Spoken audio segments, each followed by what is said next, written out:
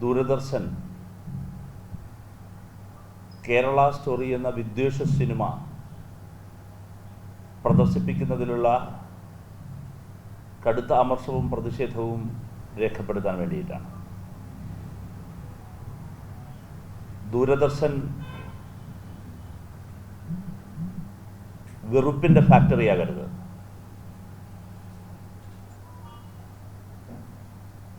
സമൂഹത്തെ ഭിന്നിപ്പിക്കാനുള്ള വിദ്വേഷ പ്രചരണത്തിൻ്റെ കേന്ദ്രമായി ദൂരദർശൻ കേന്ദ്രം മാറരുത്. ഇത് ഭരണഘടനാ മൂല്യങ്ങളോടുള്ള വെല്ലുവിളിയാണ്. ദൂരദർശൻ ഈ തെറ്റായ നിലപാട് പിൻവലിച്ച്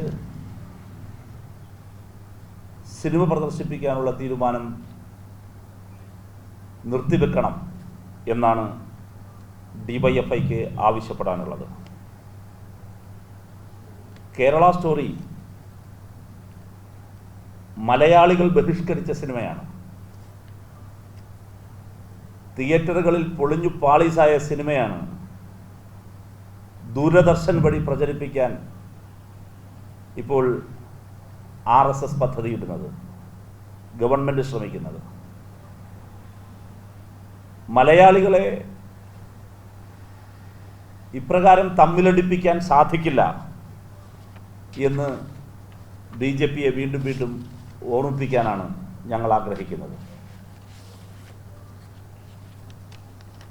BJPയുടെയും കേന്ദ്ര സർക്കാരിൻ്റെയും ഈ നീക്കത്തെ കേരളം ഒറ്റക്കെട്ടായി പ്രതിരോധിക്കണം എന്നുകൂടി DYFI വിനയപൂർവ്വം അപേക്ഷിക്കുകയാണ്. കാരണം കേരള സ്റ്റോറി കേരളത്തിനെതിരായ വിദ്വേഷ പ്രചരണത്തിൻ്റെ സിനിമ കൂടിയാണ്.